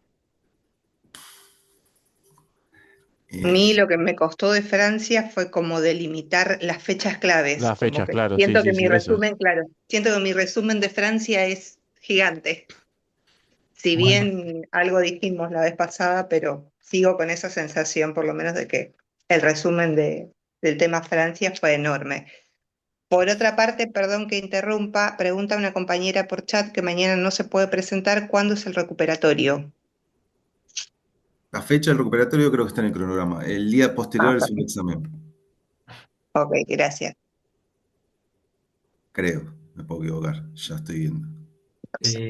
respecto a los eventos de Estados Unidos y de Francia, bueno, a ver, faltan 20 minutos, más o menos, es imposible hacer un repaso íntegro de cada evento, pero a ver, respecto a Francia, el tema de las fechas, de vuelta, no se vuelvan locos con las fechas en sí. eh, Vayan viendo, como le dije al principio del encuentro, qué actores se van apareciendo en el evento francés, qué tensiones hay, qué relaciones de poder tienen, quiénes son los que pueden plasmar su proyecto político en la Constitución del 91 y que queda diagramado ahí. Lo mismo con la del 93, qué características tiene. ¿Es una constitución más bien de república aristocrática o más bien una república, perdón, una monarquía aristocrática o más bien una república democrática? ¿Qué actores hay? ¿Qué proyecto político tiene? Constitucionalmente, qué deja la huella del 93? En el 95, ¿qué sucede? Son tres constituciones con tres escenarios muy distintos y actores que plasman intereses, ideas y proyectos muy particulares, cada uno con su color. Y no sé, cuando dicen fechas, fechas respecto a qué, pues son, porque en principio no hay tantas fechas. O sea, sí, el evento francés tiene muchas fechas, pero no nos metemos en la Revolución Francesa como evento histórico y analizamos todo, ¿no? Ok, igual ya me ordenó bastante que digas 3 constituciones, eso ya me ordenó bastante, gracias. Ese Bueno, debería ser el esqueleto del resumen de Francia. El esqueleto deberían ser esas tres constituciones. En realidad, 91, 93, 95. Esas son las fechas. 89 la Revolución Francesa, 91, 93, 95. Ese es el esqueleto. O sea, dicen mucho. Entonces lo que está diciendo Rama es, bueno, las fechas, la constitución, perfecto. ¿Qué hay detrás de esas constituciones? ¿Cómo se llegó a esas constituciones? ¿Y qué reflejan las constituciones? Yo aporto, no, el riesgo de en 10 minutos decir lo importante de Estados Unidos y lo importante de Francia es que mañana digan lo que vamos a decir ahora. la verdad. No, no va. Entonces, yo diría lo siguiente. Traten de ustedes a partir de los títulos de los apartados, desarrollar. Che, ¿por qué Pisarello está diciendo esto? Desarrollar en sus apuntes. ¿Por qué el título de Francia dice tal cosa? Y eso dice todo el apartado. Respondiendo los títulos de los apartados, entienden el concepto. En Francia, en Estados Unidos y en Inglaterra no me acuerdo cuál es el apartado. Algo del elitismo me parece que era. No me acuerdo ahora. No lo tengo acá.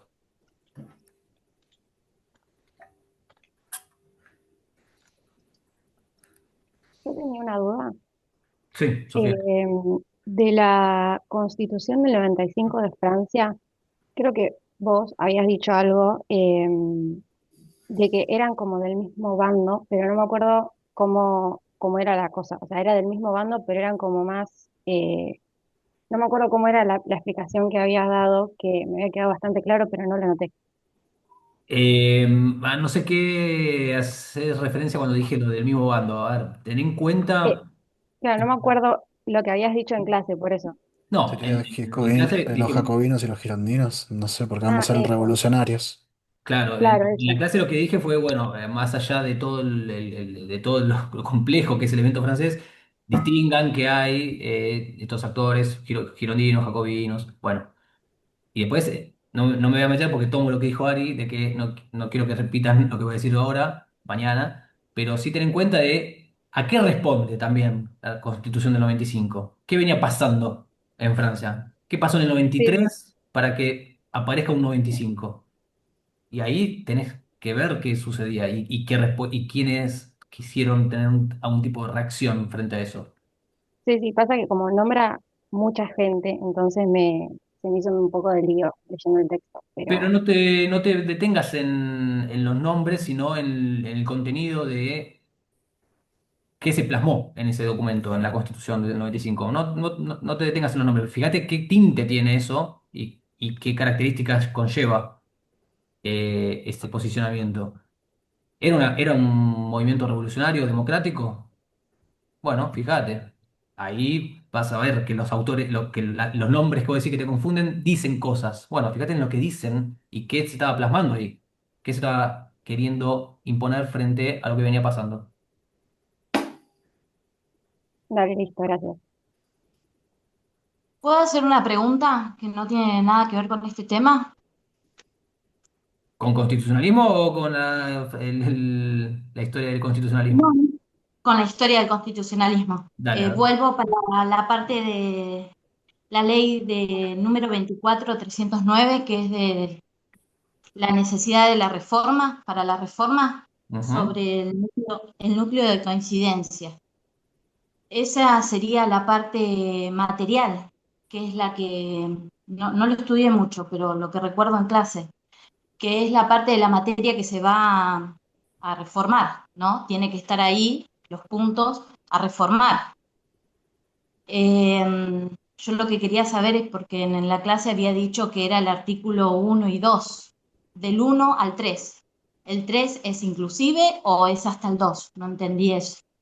¿Alguien le puede contestar a la compañera? No, yo entendí que el núcleo de coincidencias básicas está en el artículo segundo, que es el conjunto de las reformas que propone el Congreso en la declaración de necesidad. Pero lo tengo como el artículo segundo, para que está mal lo que tengo. Y el tercero creo que agregaba cosas que también podían ser tratadas. Con confianza, Yara. Vamos, ahí. Se fue apagando la voz de... Me da cosa, está viendo tu cara, digo. No, no, dale, No, dale, dale. vos no le Nos hagas caso a hacemos las los caras. malos, pero somos unos ositos de peluche. Bueno, no, creo que es el 2 que están bien marcados todos y después el tercero que habla más o menos como de otras cosas que pueden también ser eh, habladas, tratadas.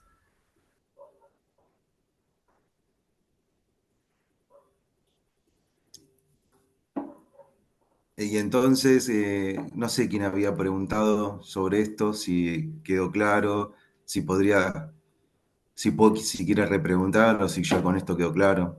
No sé quién había preguntado originalmente. Sí, yo, Bárbara. Está bien, Bárbara. sí, quedó claro. El 2 y parte del 3. Tengo que repasarlo de nuevo. Gracias. Yo tengo una pregunta. Bárbara, yo te pregunto, que dijiste la parte material. ¿Qué es eso de la parte material?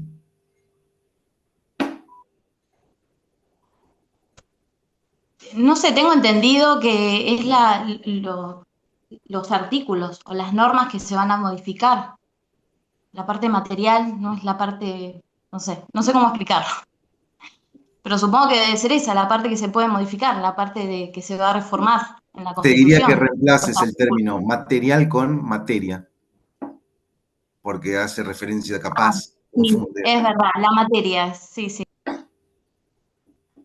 Entonces, en el artículo 2 está el núcleo de coincidencias básicas, donde ahí está la materia, los artículos que se van a reformar, y en el artículo 3, en la ley de declaración de reforma, está lo que puede tratar la convención. No está diciendo el artículo 3 que hay que tratarlo, es lo que puede tratar la convención. ¿Les vamos a pedir que nos digan qué dice el artículo 2 y qué dice el artículo 3? De ninguna manera. Ustedes tendrían que tener presente por qué es importante el artículo 2 y el artículo 3. Por ejemplo, en los argumentos que se dan en Fight. ¿Por qué es importante que el 2 y el 3? Nada más que eso. No, ¿qué está dicho ahí?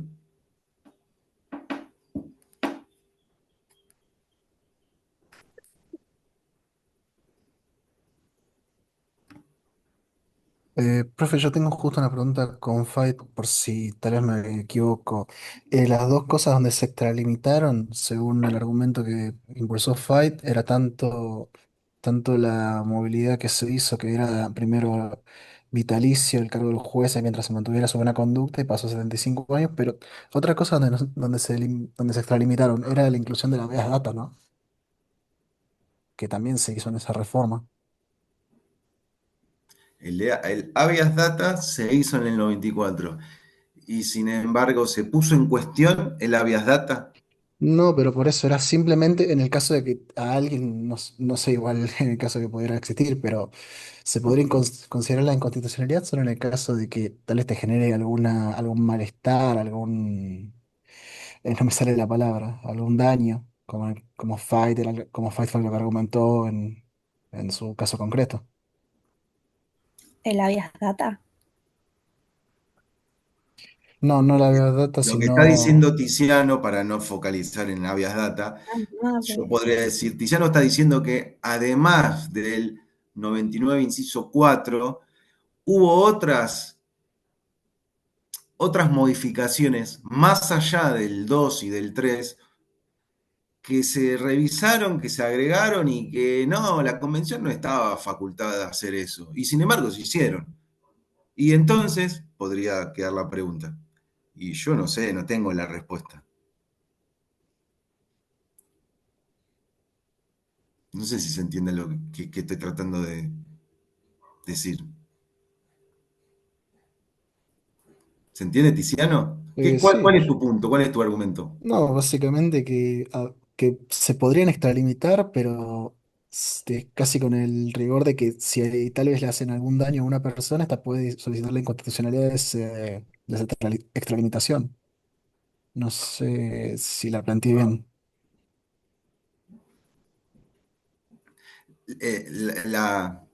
El argumento de que se extralimitó es que no estaba habilitado la convención en tratar ese punto. Por lo tanto, yo Ujú. sinceramente no tengo en la cabeza de memoria todos los puntos del 2 y el 3.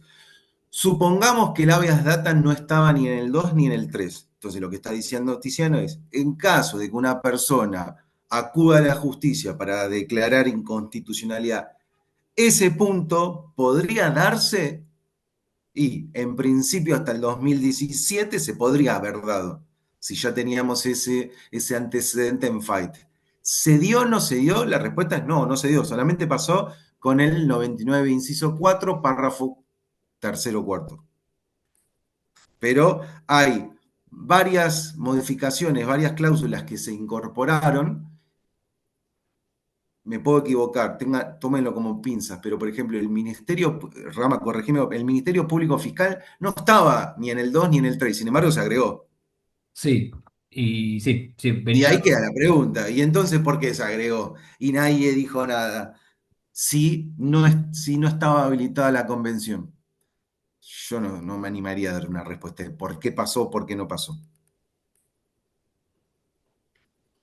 O sea, el Ministerio Público Fiscal ya estaba, lo que pasó fue que se lo extrajo del Poder Judicial, claro. Es un órgano independiente al Poder Judicial. Perdón, que estaba como cláusula en la Constitución, eso quise Ah, decir. sí, sí, eso sí. No le respondimos, Tiziano, no importa. ¿Puedo hacer una pregunta? Amar, sí. Sí, bueno, en el texto de Pizarello del caso inglés, a mí no me quedó claro si entraba también, si había que leerlo, el tema de la constitución mixta medieval y la dispersión del poder, que estaba antes del caso inglés. Eso también es importante. Digo, entraban los temas de la cursada porque no me quedó claro. Yo lo puse, pero no sé si entraba. Sí, entraba.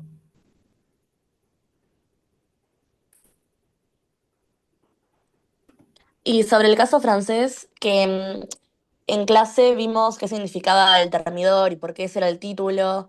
¿Eso también es parte de la cursada o lo contaron como un dato para saberlo? Ámbar, No lo pregunto para el parcial, solo para saber si pero eso era ¿quiere parte del saber qué vamos tema. a preguntar? ¿Quiere saber qué vamos a preguntar? Ese Les fue juro que Simpson, lo no. del termidor.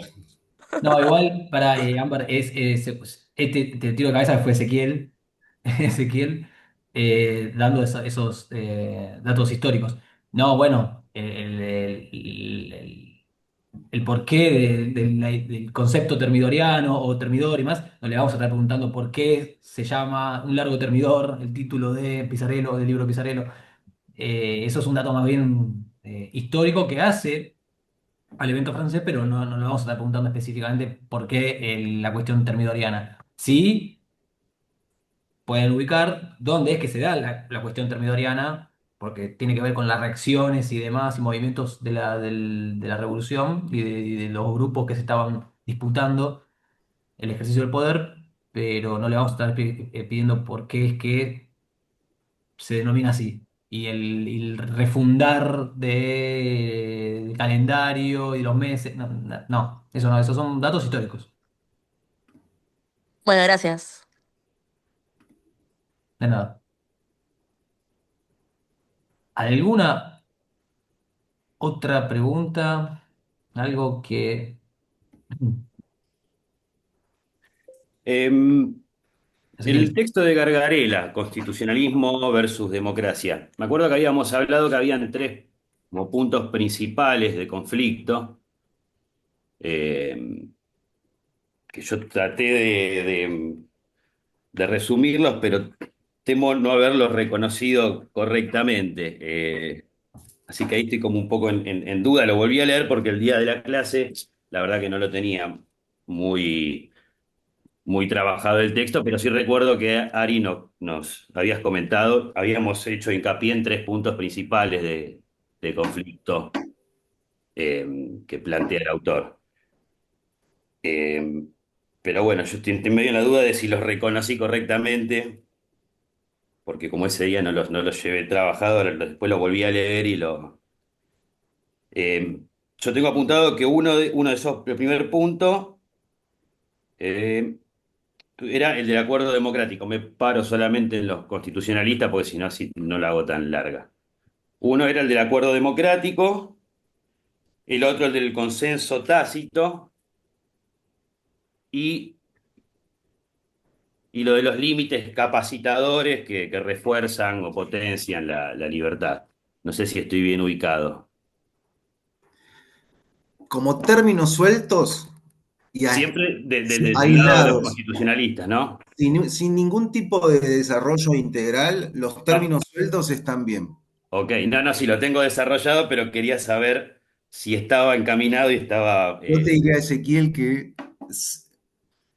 arranques por lo general, O sea, ¿cuál es el punto de partida del autor? ¿Qué es lo que está diciendo? Está diciendo algo. Sí, Entonces, arrancar por ahí. Y sí, sí, después, sí.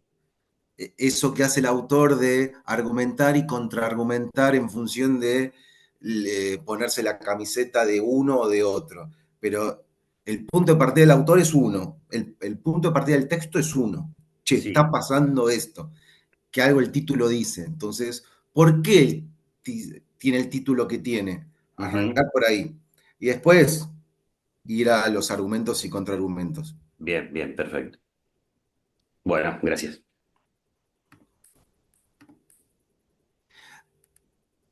Hay otro texto.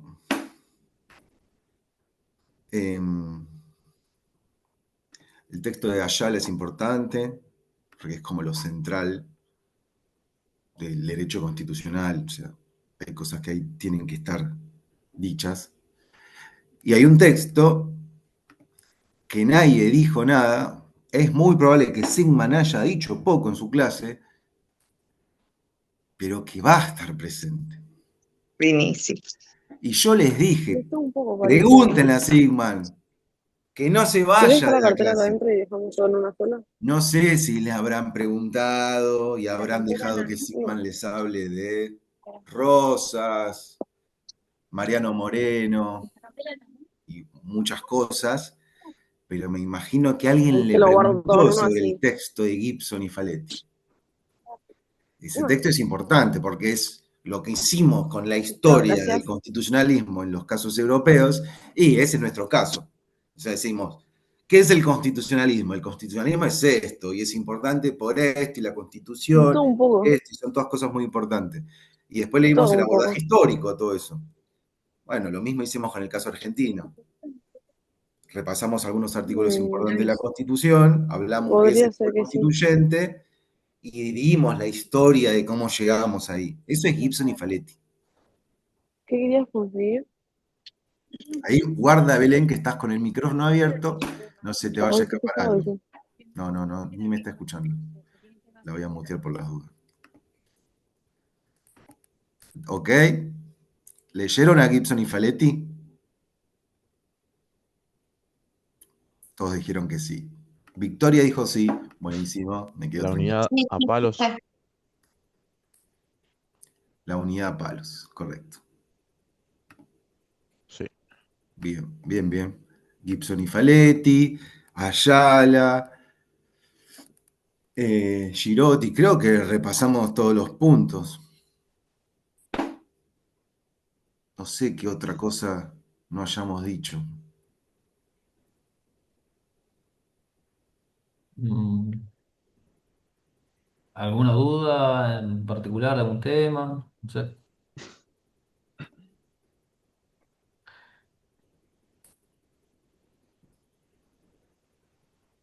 Arballo también, sí. Carlos.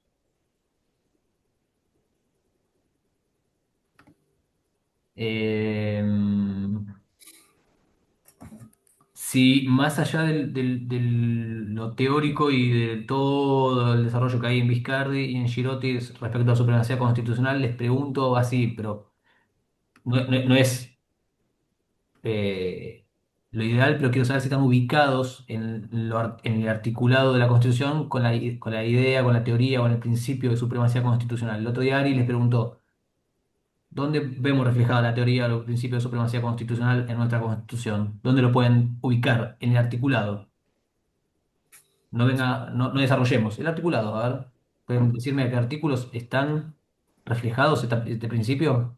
31 y 27. 31 y 27. ¿Están todos de acuerdo? ¿Alguien puede complementar? ¿Puede rectificar? Si Sebastián da esa respuesta en el examen, la respuesta es que está mal. Está incompleta, pero si está incompleta está mal. El artículo 75, inciso 22. ¿Es el otro?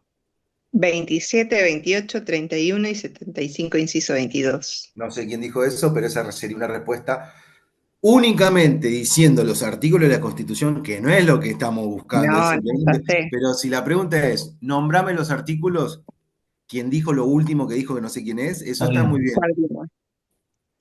¿Cómo dijiste que eso estaba? Muy bien, Muy bien, creo Ah, que no te faltó ninguno. muy bien, muy bien. está. Y si te pregunto, Sabrina, ¿por qué decís el 30 si el 30 lo vemos en lo que es reforma constitucional? ¿Por qué decís que está en la idea del principio de supremacía? ¿Cuál es la lógica que usas para decirme el 30? Eh, Una cosa es que lo leas y te lo acuerdes de memoria y me digas 31, no, 27, 30. Y otra cosa es que entiendas qué estás diciendo. Eso te pasó por hablar, Sabrina. Ahora tenés que responder. Pero está bien, me gusta, hay que pero trabajar con yo esa. no lo nombré, no lo nombré. ¿El 30 no lo nombraste? No, Ay, yo lo Entonces, escuché el 30, perdón. entonces la respuesta no estaba tan bien. yo porque Claro. estoy leyendo de acá de mi apunte. 27, 28, 31, 75, inciso 22. Bueno, Ah, pará, Sabrina. 31. Pará, Sabrina, pará. Entonces el 30 no lo dijiste. ¿Alguien No, agregaría no. el 30? ¿Alguien Puede agregaría el ser, 30? puede ser que porque como tiene un procedimiento especial, la diferencia de las otras leyes. Entonces, ¿cómo reflejás el principio de supremacía? Muy bien, y ahora, ¿cómo reflejás entonces? Desarrollame un poquitito más, dale. ¿Estás bien? No, ¿Estás bien? Dale, dale, dale. no sé por qué la hacen superior, como por arriba de las otras. Yo dije, ¿por qué pueden? ¿Por qué me parece? No sé bien, no tenía bien. Pará, estás bien, estás bien. Reformulá lo que dijiste al principio y lo vamos enriqueciendo un poco. A ver, ¿por qué el Em, artículo 30 que habla del procedimiento de reforma sería un artículo también que sirve para consagrar el principio de supremacía constitucional? em, Porque como dije, porque tiene un procedimiento especial, es Yo, diferente. No, yo, no sé cómo seguirlo, que me lo siga alguien más. yo, No, yo, ayúdense. yo creo que es por la cantidad de votos que necesita, porque no es una mayoría absoluta, sino que es una mayoría especial. Ustedes están yendo a la cuestión de la rigidez, de la dificultad para lograr la reforma. Les pregunto algo más sencillo. Yo Una, sigo sin incluirlo, al 30 en Sabrina, supremacía. Sabrina, incluílo. Eh, Le pregunto a ustedes, ¿una ley ordinaria puede reformar una constitución? No. No. Bueno, ahí ya esta simple pregunta, esta cosa tan general y grotesca, ya le está dando el parámetro de que hay algo, la constitución, que no puede ser reformada por ley. Ahí ya hay una jerarquía, ahí ya hay algo que nos está diciendo, che, acá normativamente y en términos jerárquicos parecía ser que no son lo mismo. Después lo desarrollan, pero esa es la idea como para que disparen la relación entre la reforma, el artículo 30, con el principio de supremacía. En juego con todo lo que vimos en los textos de Girotti y Viscardi y con los otros artículos, el 31, el 27, el 28, el 75, inciso 22. ¿Pero lo ves, Sabrina, ahora? ¿Por qué el 30 también puede ser, es parte del elenco de los artículos que también hacen a este principio, a esta teoría de supremacía? Y pasándolo en limpio, diría que básicamente por el procedimiento de reforma de la norma, pero, Claro, pero más allá de eso pero el ejemplo, es por la relación que tiene con la ley. O sea, digamos, nosotros veníamos diciendo que era por el proceso, que era, por ejemplo, yo dije por la mayoría especial, pero sí, la relación intrínseca es que no puede ser reformada por una ley, sino que el Congreso deberá aprobar una reforma, una necesidad, procedimiento especial, sí. pero ahí te indica tipo que la ley por sí sola no la podría reformar. Por lo tanto, la ley está por abajo. Es un silogismo, Claro, tal cual. así que más o menos iría por ese lado. Pero ¿se entiende, Sabrina, el porqué de que... Ok. Ujú, más, tendría que volver a leerlo, está listo. Bueno, pero tenlo en cuenta y Como que ya había encima cerrado la idea con estos que había nombrado, sí. es parte de este articulado y tiene que ver con lo que dijo Sebastián y bueno, Girotti y Viscardi.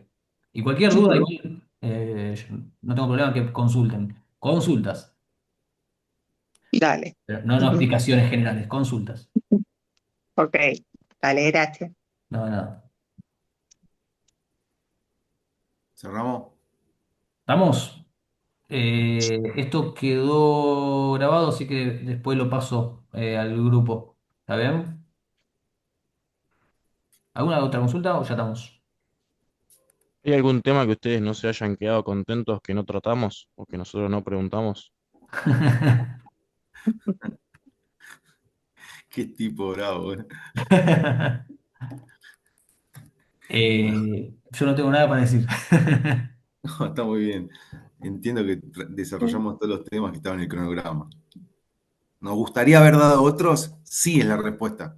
Mm. Por ejemplo, yo me quedé con la espina de, después de hablar de la igualdad real, la jerarquía de normas, los tratados, los tratados internacionales, culturales, económicos, todas esas cosas que desarrollamos, yo me quedé con la espina de poder dar otro texto. Lo leí. Que Bases y todo puntos eso de que armamos partida. la pirámide, la damos vuelta. Y no lo vimos. Me quedé con ganas. Ari, el de bases y puntos, ¿Cómo? el de bases y puntos de partida, el de Alberti. No, un Ese, texto de Foucault. Un texto de Foucault que es esta hermosa pirámide que ustedes repiten de la Constitución, los tratados con jerarquía, los tratados, la ley, el decreto de ley, esa hermosa pirámide de Kelsen. Bueno, hay un texto de Foucault que la da vuelta. Y que, para decirlo académicamente, dice, no, estamos mirando una pantalla, estamos mirando cualquier cosa. La cosa pasa por acá. Foucault la vio y dijo, pasa por acá, no pasa por ahí. Entonces, respondiendo a la pregunta de Sebastián, nos habría gustado, me habría gustado, después de hablar tanto sobre la igualdad, haber dado ese texto, pero no llegamos. Capaz Ese lo es el damos en la segunda parte. es el texto de Graciela Pozzi de Bipoder. Está en el Ese. cronograma como opcional. Sí. Que si alguien lo llega a desarrollar mañana, para que lleguen a desarrollar ese texto es que ya está desarrollado lo anterior y bien comprendido lo anterior. Por lo tanto, no vamos a estar preguntando nada sobre ese texto. Pero si alguien lo quiere incorporar, y es como que tiene un as bajo la manga. Es como que tiene 28 de tanto y es como que el 28 uno siempre gana con 28 de tanto. Le echa la falta. Yo con 28 voy a morir. Date la falta.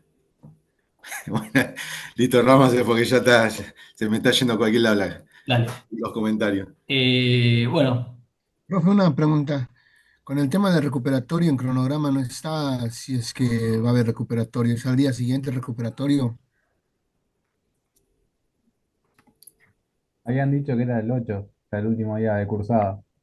O sea, van los dos recuperatorios, porque no está específico. O capaz no lo entendí, por eso estoy preguntando. No lo hago por fregarles ni nada. Jorge, no sé si decir que es un consejo, pero de este lado, un día antes de tomar el examen, que alguien pregunte por un recuperatorio es como es un golpe en el corazón. Porque nosotros estamos esperando que estén leyendo, que estén entusiasmados, que estén. Entonces, estar pensando en el recuperatorio es abajo nos da. Y lo hago, profesor, no es No, porque no estudié. Acá tengo los parciales, todo, las fotocopias. Lo hago porque quizás tengo trabajo y tengo cosas que hacer. Quisiera que se ponga de este lado también y de verdad no lo hago porque usted se sienta mal o porque Rama se sienta mal. Lo hago porque quizás no tengo el tiempo para completar el estudio. Así dejo la cursada y está todo bien, pero lo hago de mi parte, no porque No, pero quizás lastimar sus para evitar sentimientos. dejar las cursadas están los recuperatorios. Y en el Claro, cronograma pero está por el eso le estoy recuperatorio. preguntando si llego. Yo, es un tema mío, ¿no? Quizás por todos los Pero compañeros. Jorge, vos vas a llegar si venís leyendo desde el primer día. Sí, pero si usted está diciendo no, me lastimas con que me digas esto, no lo hago por lastimarle, profesor. Lo estoy No, está bien, haciendo Jorge. no, porque estoy además, preguntando si alcanzo.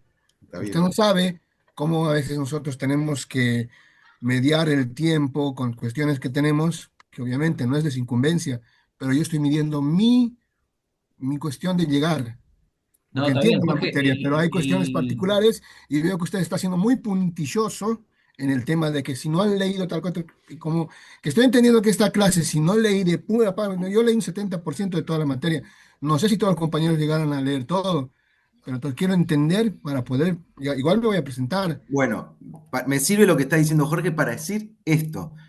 El examen no va a ser puntilloso.